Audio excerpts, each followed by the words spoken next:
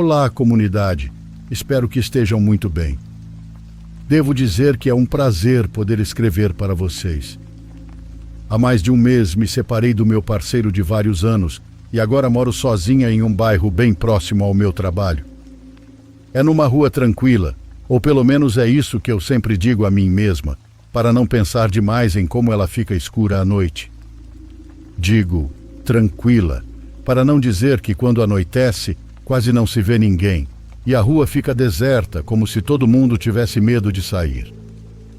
Não há quase nenhuma iluminação e, para ser sincera, eu tenho sim medo de sair tarde, e nem tanto por causa do paranormal, mas pela pouca gente que fica do lado de fora.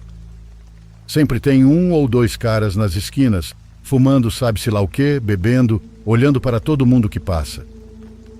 Há alguns dias comecei a notar algo estranho.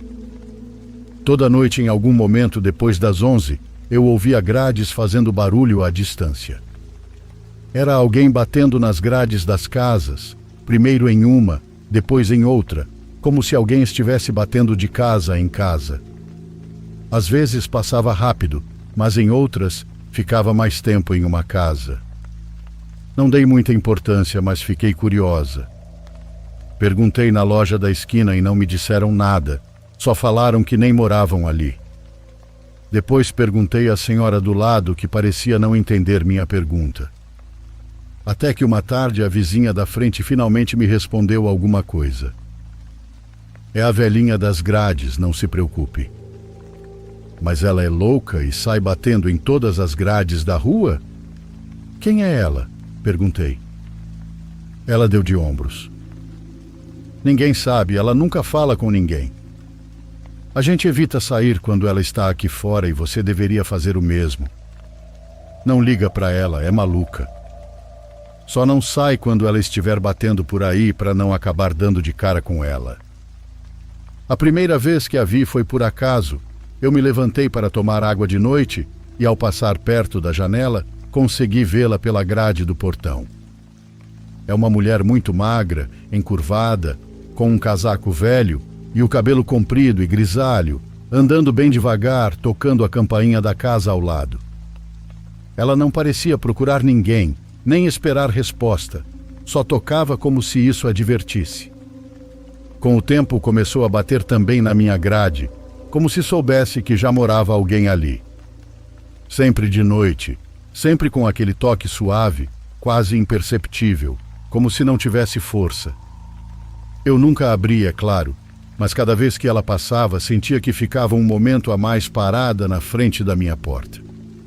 Na semana passada, houve um apagão na vizinhança. A rua ficou completamente às escuras, ou melhor, ainda mais escura do que o normal. Eram quase 11 horas quando ouvi o primeiro som de batida numa grade, algumas casas adiante. Depois outra, e outra mais perto. Ela estava se aproximando. Dessa vez meu coração começou a bater muito forte. Quando finalmente bateu na minha grade, eu fiquei imóvel. A escuridão me envolvia. Com muito cuidado me aproximei do vidro da porta. Era assim de perto que eu estava. Ela estava lá, bem na frente. Seu rosto mal era visível. A luz fraca da rua mal iluminava sua pele pálida e seu cabelo desarrumado. Ela não sorriu, não fez nenhum gesto estranho, apenas... Não sei se vão acreditar, mas ela apenas sussurrou o nome da minha mãe, do meu pai e o meu. Foi com uma clareza que me gelou por dentro. Me afastei da porta tentando não fazer barulho. Me escondi atrás do sofá esperando que fosse embora, mas então ouvi sua voz de novo. Mais baixa, quase colada na madeira da porta. Foi como se ela tivesse pulado o portão e estivesse atrás da porta. Pelo menos foi assim que eu ouvi. Não lembro em que momento parei de escutar, não lembro se ela voltou a tocar minha grade ou se tocou mais alguma adiante. Bom, só sei que passei o resto da noite sem me mover, olhando fixamente para a porta, torcendo para que ela não entrasse. Desde aquela noite nunca mais ouvi as grades sendo tocadas na rua toda. Mas por alguma razão isso não me tranquiliza.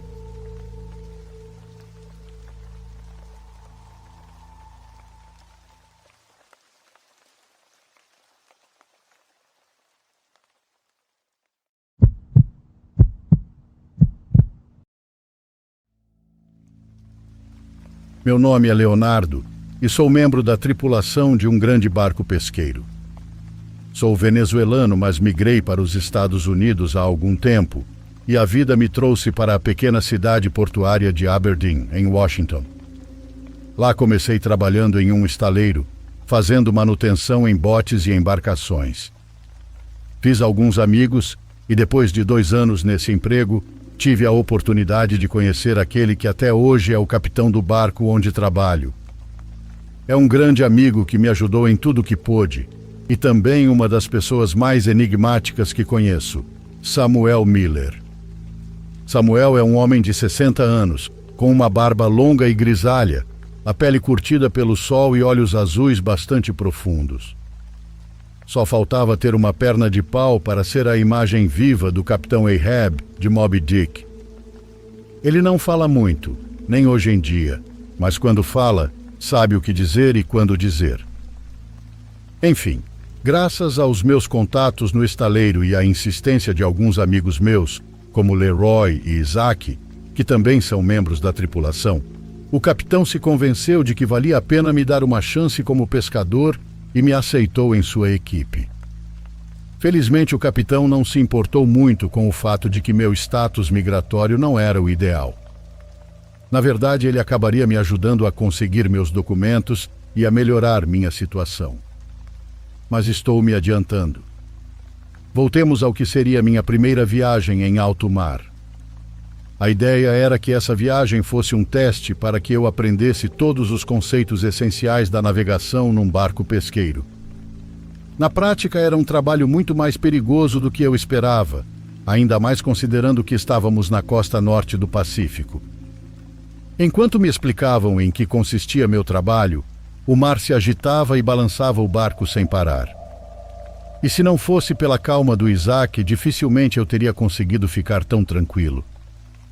Em menos de um dia entendi que aquele balançar constante era completamente natural, e enquanto jantava no refeitório tentando manter a comida no prato, continuaram me explicando noções básicas de navegação.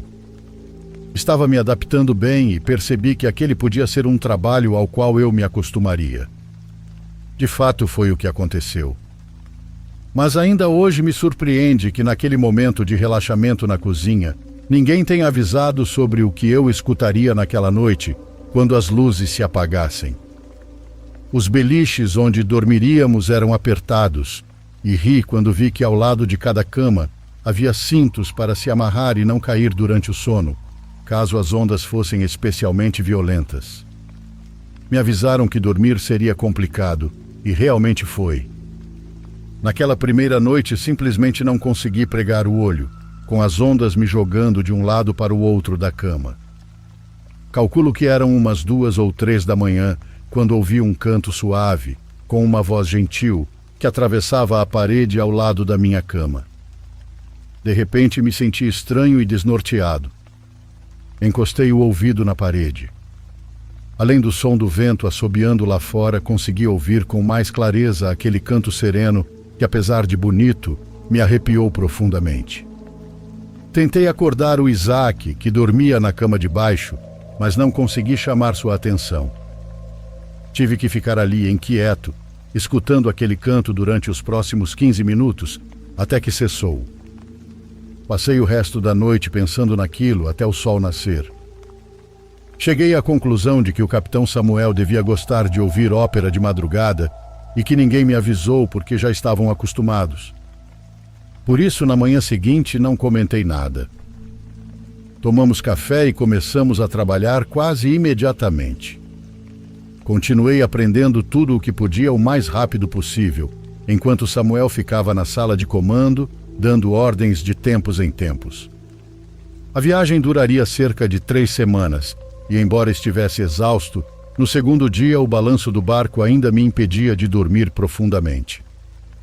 Por volta das 2 da manhã, uma onda forte sacudiu tudo e me acordou. Mesmo com todos os outros roncando no beliche, perdi o sono e voltei a ouvir aquele canto. Pela segunda noite consecutiva, aquela voz atravessava a parede e me fazia tremer de medo, junto com o fato de estar no meio do mar escuro. Mais uma vez pensei que fosse o capitão ouvindo música ou algo assim, mas algo dentro de mim dizia que havia alguma coisa de errado naquele canto. Para ser sincero, não fazia sentido o capitão pôr música tão alta no meio da madrugada, mesmo que estivesse acordado. Meu coração batia rápido ao perceber que havia algo desconhecido movendo-se pela embarcação. Esse episódio se repetiu todas as noites e na sexta-feira, 5 dias depois do início da viagem, não consegui conter minha curiosidade. Me aproximei do Leroy enquanto limpávamos o convés e no tom mais amigável e brincalhão que pude, comentei: "E aí, as ondas e as sessões de ópera do Capitão Samuel não me deixam dormir." Esperei alguns segundos pela reação dele. Leroy simplesmente fingiu não me ouvir por um tempo. Não tive coragem de tocar no assunto de novo, até que cerca de 1 hora depois ele sussurrou: "Se você ouviu, apenas ignore. Não vai te acontecer nada de ruim." Fiquei olhando para ele com os olhos arregalados, sem entender direito. E quando falei com o Isaac, ele também não foi exatamente claro. Disse que todos ali estavam acostumados e que com o tempo eu conseguiria dormir tranquilo, que aquele era um bom barco e que nada de ruim havia acontecido. Eu não entendi o que eles queriam dizer, ou talvez não quisessem entender. Digo isso porque no fundo eu sabia que não era o rádio do Samuel que emitia aqueles cantos. Em parte meus amigos tinham razão. Com o passar dos dias me acostumei tanto com os cantos quanto com o mar agitado do Pacífico Norte. Mas aquela sensação de mistério me corroía toda manhã quando acordávamos. Não havia mulheres na tripulação, então nem podia atribuir aquilo a uma pegadinha ou trote. Era simplesmente inexplicável. E assim permaneceu até passadas 2 semanas de viagem. Estávamos pescando salmões até o porão ficar cheio, e então começamos o retorno. Eu estava feliz, pois minha primeira viagem tinha sido um sucesso e eu me sentia confiante com os tripulantes, com o capitão e com o barco. Numa certa noite em que, para variar, o mar estava calmo, senti vontade de urinar. Fui ao banheiro e, enquanto me equilibrava com o balanço do barco, a ouvi igual a todas as outras noites. Só que dessa vez eu estava de pé, com os pés firmes no chão, sem estar preso à cama por cinto. De repente fui tomado por um desejo difícil de controlar.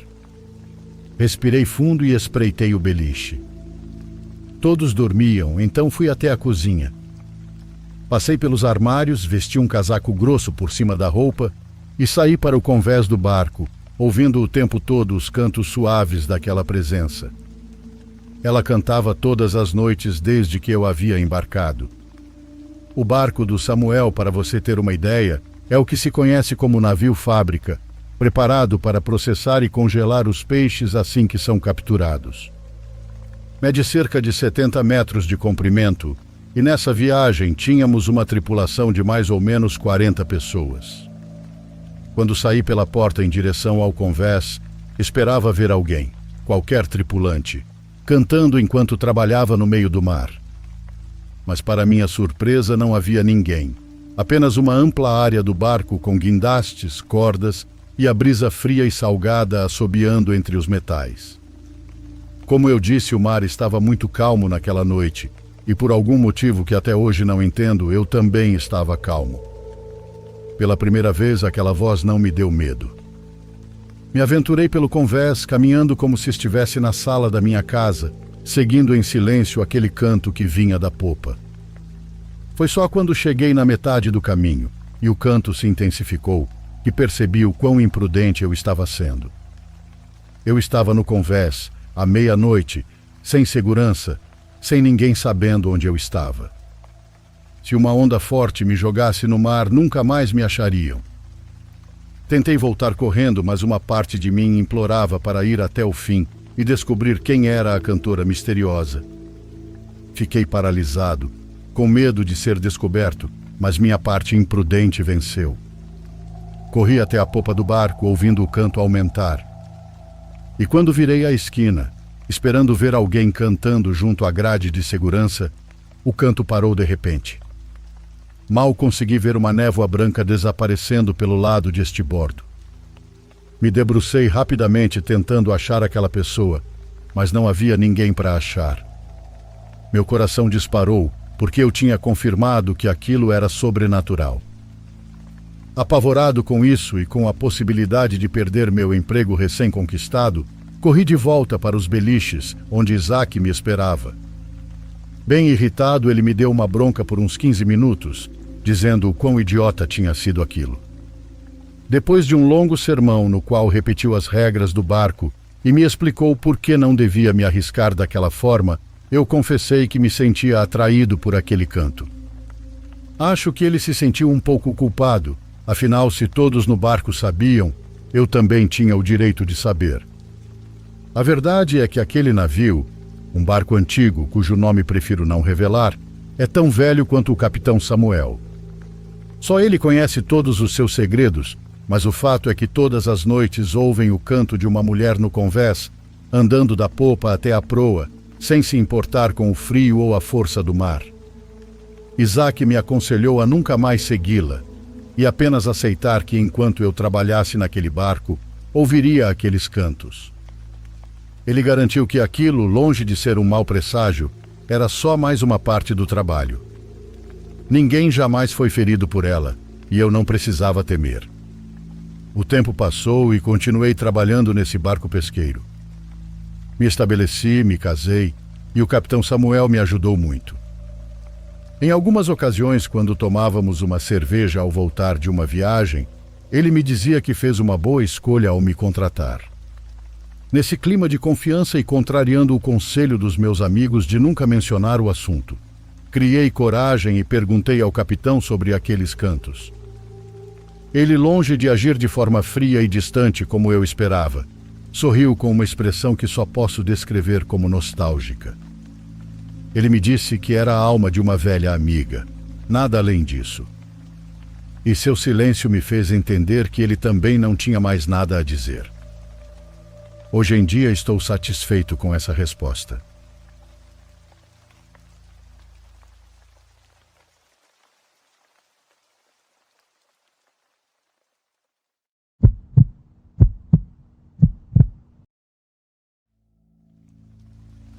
Olá, me chamo Nazarete, embora todos me chamem de Naz. Moro no estado do México, mas atualmente estou alugando um lugar na cidade do México para ficar mais perto da universidade. Isso aconteceu há cerca de um mês e eu só compartilhei com minha irmã, minha mãe, uma curandeira e um amigo próximo, por causa do desespero que senti. Os dias como universitária e forasteira têm sido, em geral, bons e cheios de aprendizado. Além disso, conheci uma pessoa muito especial com quem estou namorando, o Carlos. Um dia cancelaram as aulas e decidimos passar o tempo em um quarto de hotel. A tarde seguia normalmente, mas foi nesse momento que tudo mudou do nada. De repente, Carlos me disse: Naz, acabei de ver uma sombra no espelho do banheiro. Ele é ateu e muito cético, enquanto eu sou bastante sensível a energias, presenças e outras situações difíceis de explicar. Minha família é muito holística. Meus pais têm habilidades para entrar em contato com seres que não estão mais neste plano, como almas, e até parentes falecidos. Decidi não dar importância ao que o Carlos falou, embora nós dois estivéssemos nos sentindo desconfortáveis. Começamos a juntar nossas coisas para ir embora, enquanto conversávamos para aliviar a tensão. De repente, Carlos ficou em silêncio, com uma expressão de medo no rosto, e me disse: Naz, de verdade não sei se devo te dizer isso, mas acho que tem manchas de sangue no colchão. Imediatamente levantei os lençóis. O que encontramos ali foi aterrador. Não eram só manchinhas de sangue, o colchão estava coberto. Parecia sangue seco de um tom marrom escuro, e o colchão também tinha várias marcas de facadas, como se alguém tivesse usado uma faca naquele lugar. A maior concentração de sangue estava justamente onde estavam as marcas. Era evidente que ninguém tentou limpar, apenas cobriram com lençóis para esconder. A cena me horrorizou tanto que não consegui evitar vomitar. Essa zona onde estávamos é conhecida como Ponto Vermelho da cidade. A noite está cheia de trabalhadoras sexuais, com hotéis baratos em várias ruas. Cada esquina é vigiada por cafetões que controlam o local. Por segurança, talvez, decidi tirar uma foto do quarto, do colchão e do entorno. Foi aí que tudo ficou ainda mais estranho. Lembro que foi logo após tirar a foto. Deixei o celular na mesa e corri ao banheiro para vomitar. Carlos veio atrás de mim para me ajudar, mas o que aconteceu depois nos deixou muito mal e confusos. Decidimos ir embora daquele lugar o quanto antes. No entanto, quando procurei meu celular, ele não estava onde eu tinha deixado. Parecia que alguém o tinha pegado, pois eu lembrava claramente de ter deixado na mesa antes de correr ao banheiro. Carlos tentou me ligar, mas nesse instante começaram a surgir ruídos de todos os lados, no quarto ao lado, nos canos e na rua. Eram barulhos normais como carros, ambulâncias e gritos, mas de alguma forma naquele momento era tanto barulho que não conseguíamos ouvir o toque do celular em lugar nenhum. Procuramos desesperadamente, olhamos no colchão, tiramos os lençóis e até no lixo buscamos, mas o celular não aparecia. Então decidi olhar debaixo do colchão. Ao levantar um pedaço do lençol que estava quase tocando o chão, lá estava meu celular. Mas como ele foi parar ali? O mais bizarro foi que assim que encontramos o celular, todo o barulho cessou de repente. Era como se de repente todo aquele ruído que parecia estar ali dentro conosco ficasse muito distante, e restou apenas um silêncio profundo dentro do quarto. Não consigo explicar por que sentimos tanto medo, mas saímos correndo. Apesar de no início eu querer denunciar o ocorrido, sabia que seria arriscado. Aquele lugar é controlado por mafiosos e, especialmente nessas zonas, as autoridades não fazem absolutamente nada. Denunciar só colocaria minha segurança em risco. Dias depois comecei a me sentir mal fisicamente. Tinha náuseas constantes e uma pressão no peito que dificultava a respiração. Falei desesperada com minha irmã para contar o que aconteceu. Era de noite, e enquanto eu contava tudo por telefone, juro que as luzes do meu quarto começaram a piscar, como se fosse acabar a luz. De repente a ligação caiu e quando tentei ligar de novo, dava como se tivessem desligado na hora, como se a chamada não pudesse ser completada. Passaram 5 minutos sem conseguirmos nos comunicar e quando conseguimos ela começou a rezar na casa dela. Ela tem as mesmas habilidades, por assim dizer, que meus pais, e talvez por isso conseguimos nos reconectar. Quando terminei de contar, ela me disse algo que me assustou ainda mais. Infelizmente, alguém morreu ali. Muito provavelmente uma trabalhadora sexual. Essa alma te viu, se apegou a você. Ela está com você agora e você precisa fazer algo a respeito. 3 dias depois, recebi uma ligação do meu pai com uma notícia devastadora. Um familiar muito querido havia falecido. Alguém que era como uma segunda mãe para mim.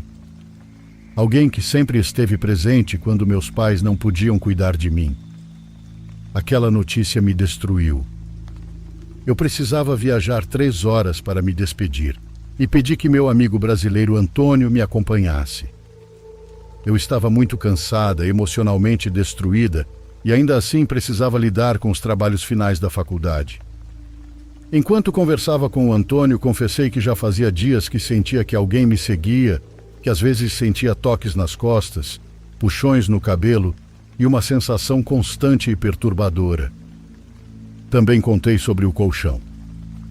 Muito preocupado, ele disse que eu precisava fazer uma limpeza espiritual, que realmente havia algo comigo, que até ele, que não tem sensibilidade nenhuma, percebia.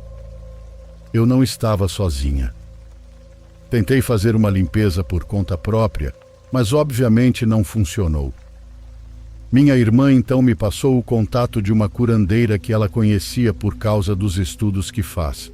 Uma verdadeira mestra nesses assuntos.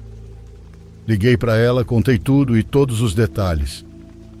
E de novo, como quando contei para minha irmã, a ligação caiu. e quando tentava ligar novamente o telefone parecia estar sem sinal. Não funcionava. A chamada não completava. Dessa vez se passaram 30 minutos até que ela conseguiu me ligar de volta, quando eu já tinha desistido. Quando ela me ligou, soava diferente, ofegante. Disse que havia começado a vomitar incontrolavelmente e que se sentia muito mal. Me perguntou se eu também me sentia assim e confirmei que sim, embora não com tanta intensidade.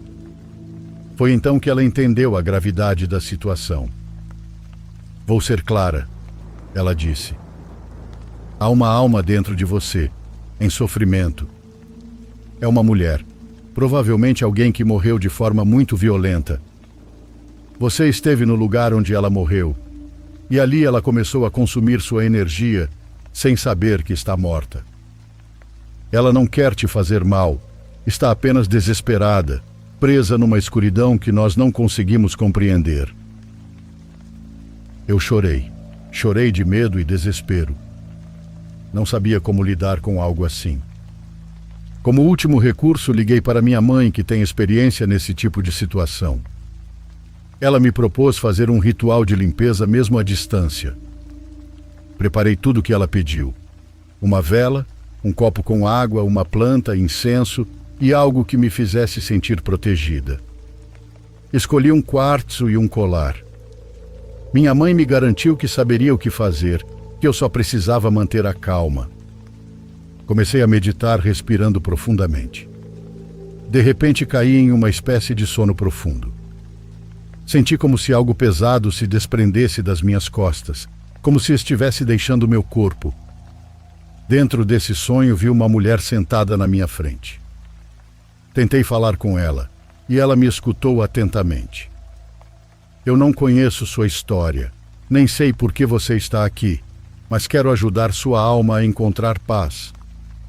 Este não é o seu corpo, este não é o seu lugar. Do fundo do meu coração eu te peço que me deixe, por favor. Nunca vi seu rosto, mas de alguma forma soube que foi um homem quem tirou a vida dela. De alguma forma soube que seu nome era Teresa e que ela estava preocupada com sua descendência. Descendência. Essa palavra ficou gravada na minha mente. Enquanto minha mãe trabalhava de sua casa, invocando arcanjos para ajudá-la, tudo finalmente chegou ao fim. Quando despertei, meu quarto estava em paz. O cansaço, as náuseas e o medo finalmente tinham ido embora. Ao recolher minhas coisas, senti um abraço quente, como se alguém estivesse me agradecendo por trás. Desde então, sinto que algo mudou dentro de mim. Em muitos dos lugares que vou, acabo ouvindo sussurros e sentindo presenças que antes eu não notava. Foi um final bom? Um final ruim? Ou simplesmente um final? Foi acaso ou destino estar naquele quarto?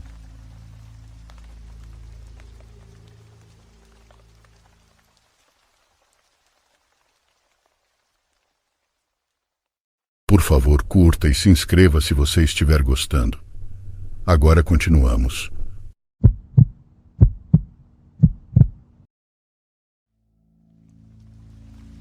Meu nome é Jennifer, sou de Santa Ana, em El Salvador, e isso que vou contar aconteceu em 2015. Tínhamos ido visitar minha avó, que naquela época morava em San Miguel, num lugar chamado Bolívar, a algumas horas da minha casa. A casa dela era simples, no meio de um terreno muito bonito. Nos fundos havia um espaço onde faziam tortilhas, e não muito longe passava um riacho, daqueles com pedras enormes, onde as pessoas às vezes lavavam roupa. Lembro bem que naquele dia fez um calor absurdo. Para beber água precisávamos atravessar o riacho, porque do outro lado havia um cano que fornecia água potável. Em casa já não restava nenhuma gota e nos mandaram buscar água.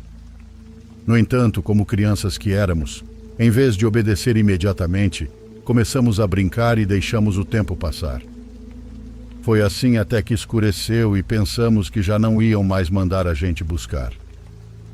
Mas então saiu meu primo, o mais velho, para nos dar uma bronca pela desobediência, para nos assustar um pouco e nos fazer aprender a lição. Disse que ele iria buscar a água, mas que todos iríamos com ele. À noite o lugar era extremamente escuro e sem lanterna você não conseguia ver nada, nem mesmo suas próprias mãos. Todos nos demos as mãos e fomos avançando assim na escuridão. Meu primo levava uns potes grandes e conseguimos atravessar. Quando chegamos ao cano de água, começamos a enchê-los, e foi então que ouvimos como se alguém estivesse lavando roupa. A alguns metros ao lado de um poço, havia uma mulher vestida de branco, com os cabelos pretos cobrindo o rosto. Ela parecia não prestar atenção na gente, mas minha prima, a menorzinha, começou a se aproximar dela. Pensou que era a Cecília, uma mulher muda que conhecíamos desde sempre, então começou a chamá-la como conseguia. Ceci, Ceci. A mulher virou o rosto para ela e levantou os braços como se fosse abraçá-la. Eu disse ao meu primo: olha, acho que a Cecília vai abraçar minha prima. Quando ele olhou de novo, o rosto dele mudou completamente. Gritou para a gente correr para casa, que não parássemos por nada. Eu tentei e comecei a correr na escuridão em direção à casa, mas num momento olhei para trás. Meu primo estava puxando minha prima e a mulher tinha descoberto o rosto. Não sei como explicar, pois não era um rosto normal. Era algo muito, muito estranho. Um rosto alongado, muito comprido, que definitivamente não parecia humano. Saí correndo o mais rápido que pude. Meu primo vinha atrás de mim, carregando minha prima, que chorava sem parar. Quando chegamos à casa, minha avó, sem dizer uma palavra, nos fez entrar e nos aspergiu com água benta.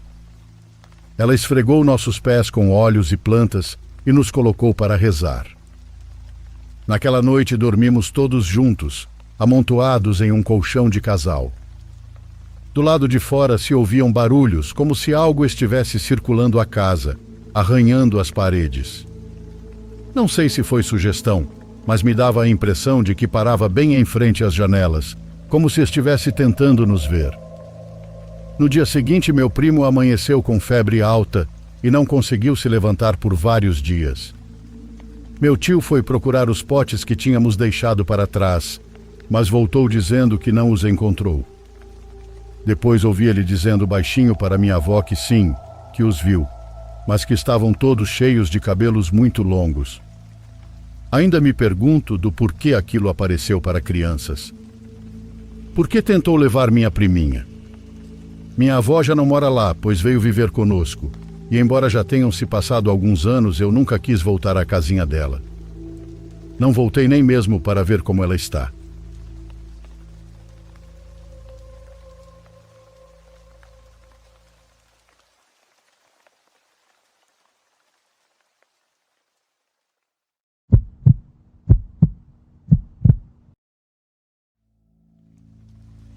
Minha namorada e eu nos mudamos recentemente para nossa nova casa.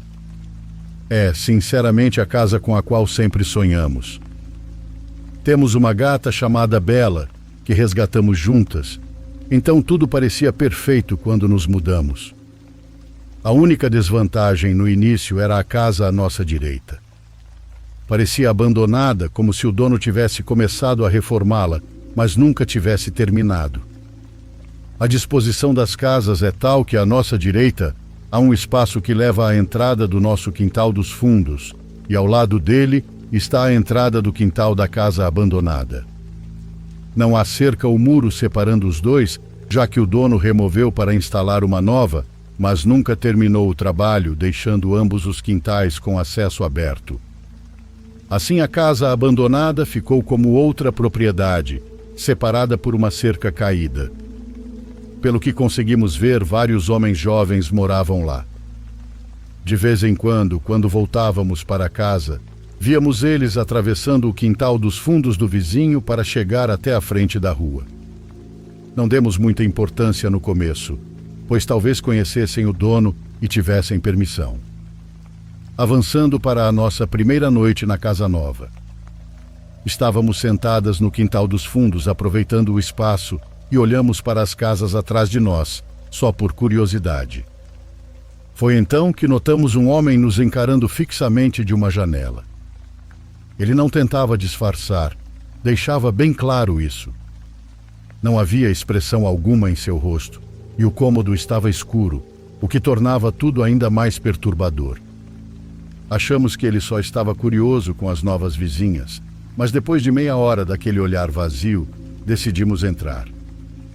Os dias seguintes foram normais. Eu fui trabalhar e minha noiva continuou desfazendo as caixas. Certa noite decidimos sentar novamente no jardim.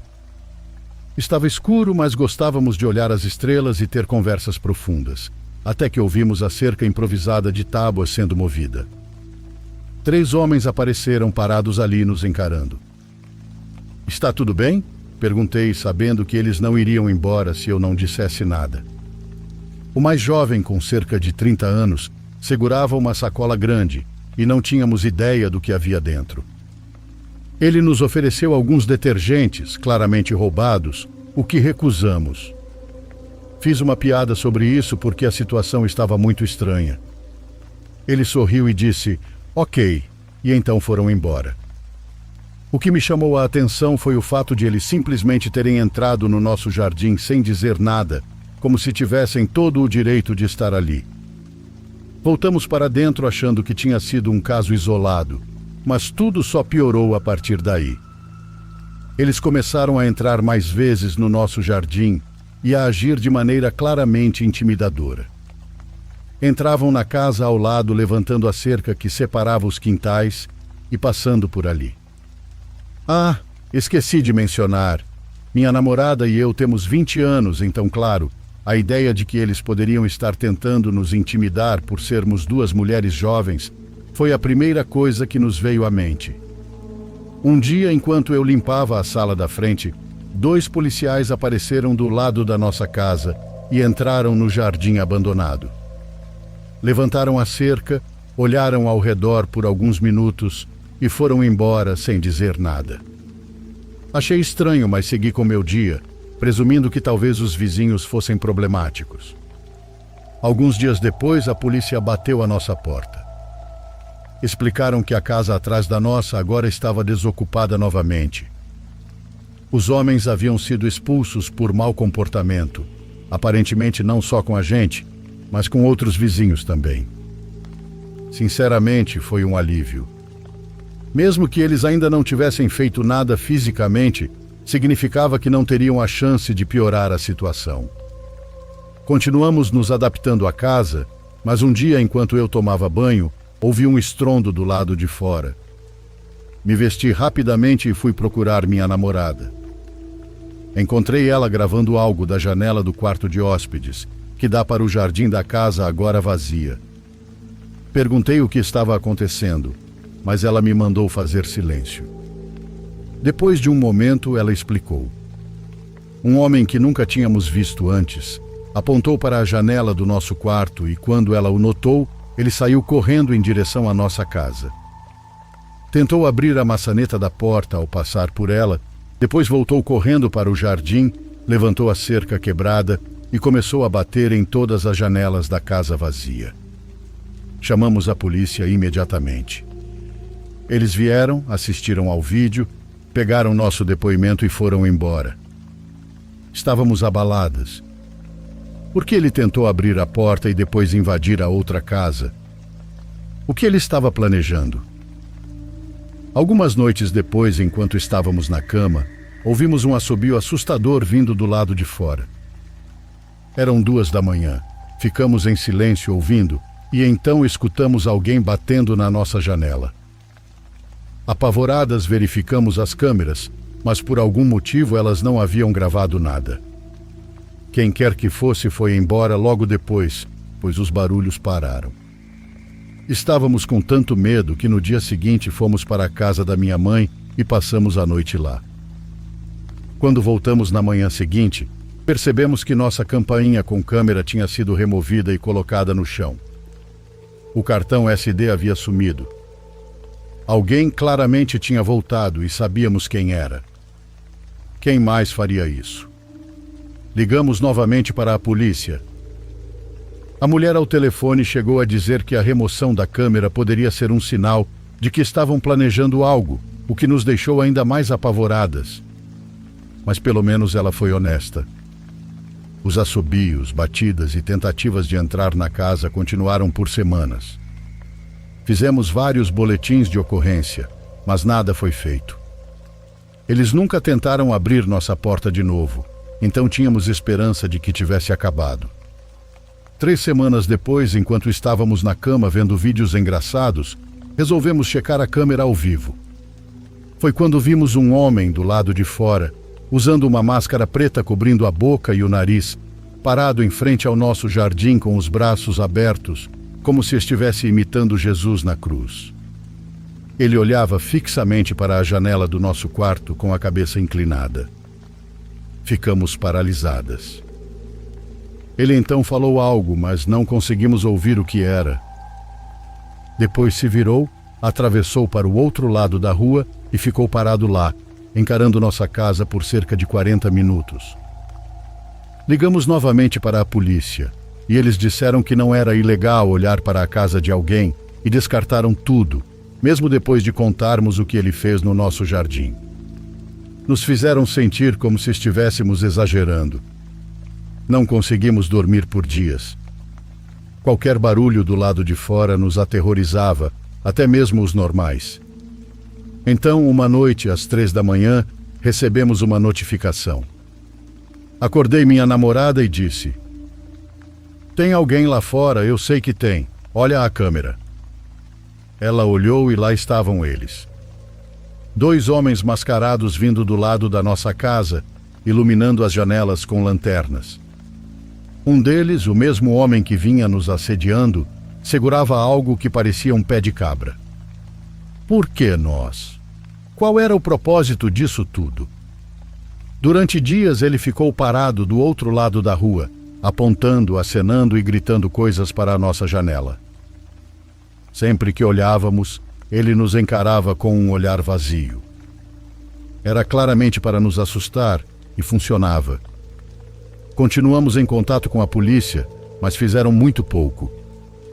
Isso tudo continua e estamos absolutamente apavoradas, mas atualizaremos se algo mais acontecer. Quer dizer, se não formos mortas antes.